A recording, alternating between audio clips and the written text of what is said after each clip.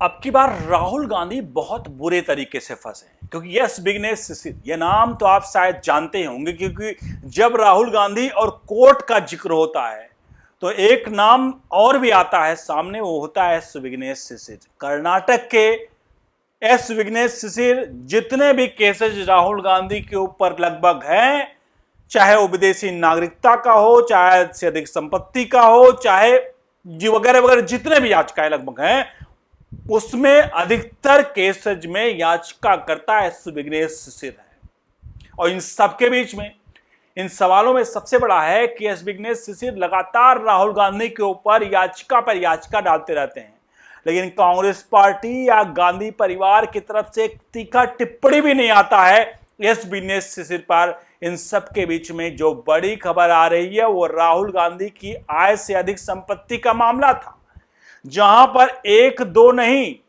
10 एजेंसियां, 10 केंद्रीय एजेंसियों को आदेश दिया गया था। और यह आदेश का साक्ष्य देखिए, 10 केंद्रीय एजेंसियों को आदेश दिया गया था कि राहुल गांधी पर इस पर पूरी रिपोर्ट को सौंपी जाए।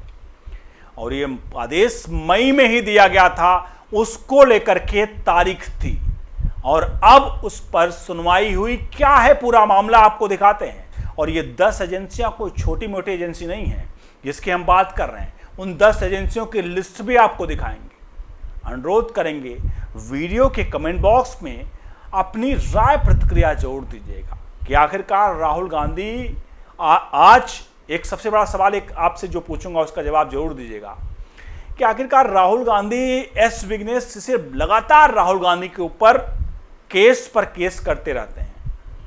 आखिरकार कांग्रेस पार्टी चुप क्यों रहती है। और अगर कोई व्यक्ति किसी के ऊपर आरोप लगाता है, दूसरा व्यक्ति चुप रहता है जिस पर आरोप लग रहा है, तो एक चीज तो आपके दिमाग में जो जरूर आएगी और शक सुबह या कुछ भी हम तो कहेंगे प्रूफ के साथ कि जरूर दाल में कुछ काला नहीं, पूरी दाल ही काली, क्योंकि बार बार एक व्यक्ति किसी के ऊपर आरोप लगा रहा है और दूसरा व्यक्ति चुप बैठा हुआ है। तो ऐसे में ये चुप रहने वालों में से तो नहीं है और इसीलिए ये सवाल बार बार खड़ा होता है कि आखिरकार एस विघ्नेश शिशिर के सामने राहुल गांधी कांग्रेस पार्टी बौनी क्यों साबित होती है। चलिए अब आपको सीधे लिए चलते हैं उस 10 एजेंसियों की लिस्ट की तरफ, जो 10 एजेंसियों जिनको आदेश दिया गया था कि आप अपनी जांच रिपोर्ट सौंपें। वो लिस्ट आपके सामने, इस जो याचिका एस विघ्नेश शिशिर ने दिया था उसमें याचिका में सीबीआई निदेशक को देखिए, ईडी निदेशक, सीबीडीटी चेयरमैन, एसएफआईओ निदेशक, गृह मंत्रालय मिनिस्ट्री ऑफ होम अफेयर्स, राजस्व विभाग, कार्मिक विभाग डीओपीटी और कारपोरेट मामलों के मंत्रालय सहित कुल 10 केंद्रीय एजेंसियों को पक्षकार बनाया गया था। यानी कुल 10 केंद्रीय जांच एजेंसियां थी जिनको लेकर के ये पूरा का पूरा मामला इसको पक्षकार बनाया गया था। और यह आदेश मई में ही दे दिया गया था कि आप ये जो एजेंसियां हैं इस पूरे मामले पर अपनी जांच रिपोर्ट सौंपें। अब जांच रिपोर्ट क्या थी और किस पर पूरा मामला था उसको जरा समझ लेते हैं। ये जो पूरा मामला था वो राहुल गांधी की आय से अधिक संपत्तियों को लेकर था। आपको बता दें हालिया में बीजेपी ने कई प्रेस कॉन्फ्रेंस किए, जहां एक प्रेस कॉन्फ्रेंस राहुल गांधी पर यह था कि राहुल गांधी विदेशी यात्राएं बहुत ज्यादा करते हैं और राहुल गांधी अगर विदेशी यात्राएं करते हैं तो उस विदेशी यात्राओं का खर्च कहां से आता है, क्योंकि राहुल गांधी की इनकम अगर बात करें तो राहुल गांधी का कोई बिजनेस नहीं है। राहुल गांधी का अगर बात करें इनकम के नाम पर तो ये सांसद सिर्फ है, सांसद ही है। सांसद के अलावा इनके पास कोई एक्स्ट्रा इनकम नहीं है। अगर कुछ संपत्तियों के इनके किराए आ जाते हैं, लेकिन वो किराए या कुछ किताबों की रॉयल्टी की कुछ फीस आ जाती है, वो किराया और ये चीजें मिल करके इनकी संपत्ति जो है उस संपत्ति तक नहीं पहुंच पाती है। एस विघ्नेश शिशिर ने इसीलिए 2004 के जो राहुल गांधी की घोषित संपत्ति थी और 2024 की जो चुनाव में घोषित संपत्ति थी, उनके बीच का जो डिफरेंस था और उनकी इनकम जो थी उसको लेकर के याचिका दाखिल की गई थी। और याचिका इलाहाबाद हाईकोर्ट की लखनऊ खंडपीठ में यहां पर याचिका दाखिल की गई थी, जिसको लेकर के मई में आदेश दिया गया था जुलाई तक जांच एजेंसियां इस पर फैसला लें और फैसला लेने के बाद उसको कोर्ट में डॉक्यूमेंट सबमिट किए जाएं उस जांच के।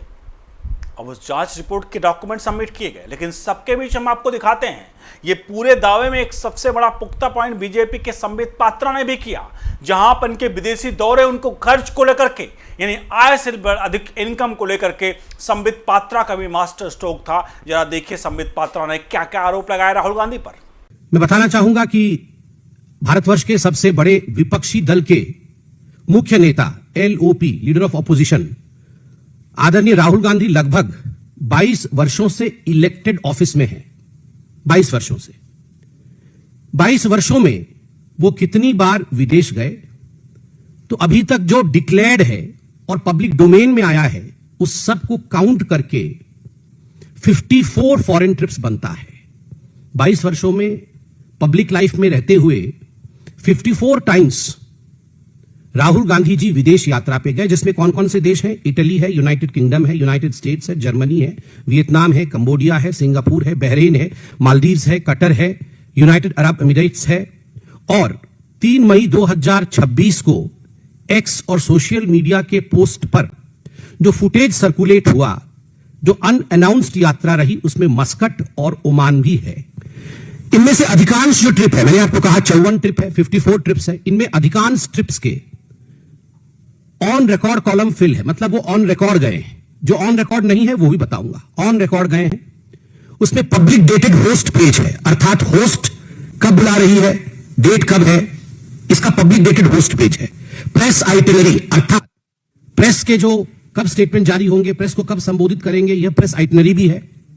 पार्लियामेंट्री रिकॉर्ड, छुट्टी रही उनकी पार्लियामेंट से, पार्लियामेंट में नहीं आए, कमेटी की मीटिंग में नहीं आए और उसका कारण विदेश यात्रा रही, पार्लियामेंट्री रिकॉर्ड है।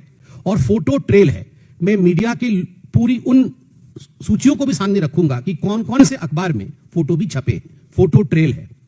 कहने का तात्पर्य है कि यह जो विदेश यात्रा रही, द ट्रिप्स आर पब्लिक, ये पब्लिक ट्रिप्स है, but funding trial is not public.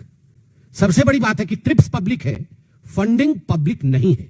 अब हम एक एक करके कहां कितनी फंडिंग हुई है, किसने फंडिंग किया है और वो खुलासा क्यों नहीं हुआ है। तो ये संबित पात्रा के आरोप, यानी कि जो चीजें यहां पर कोर्ट में भी थी उसको लेकर के यहां पर पात्रा के आरोप और संबित पात्रा के आरोप, चूंकि सरकार में बीजेपी है, अगर वो कोई आरोप लगाती है तो कोई बेबुनियाद आरोप नहीं लगाती है। राहुल गांधी के विदेशी दौरे हमेशा संशय में रहते हैं कि आखिरकार राहुल गांधी जाते कहां पर है। ऐसे में राहुल गांधी के ऊपर आरोप साफ तौर पर इस ओर इशारा कर रहे हैं कि राहुल गांधी इस वक्त बड़ी मुश्किल में फंसने वाले हैं, जहां पर 10 केंद्रीय एजेंसियों को लेकर के जांच के आदेश दिए गए, उन्हें इसमें अपनी जो है रिपोर्ट सौंप चुकी है। इन सब के बीच में सुनवाई थी और सुनवाई में आज किन्हीं कारणों से इस सुनवाई नहीं हो पाई और इस सुनवाई अगली तारीख दे दी गई है और अगली तारीख है 20 अगस्त, यानी अगली सुनवाई अब 20 अगस्त की होगी। जांच एजेंसियां अपनी रिपोर्ट सौंप चुकी हैं, जैसा सूत्र बता रहे हैं, लेकिन इसको लेकर के अंतिम फैसला अभी तक कोई नहीं आया है। अंतिम फैसला आना बाकी है, लेकिन फिलहाल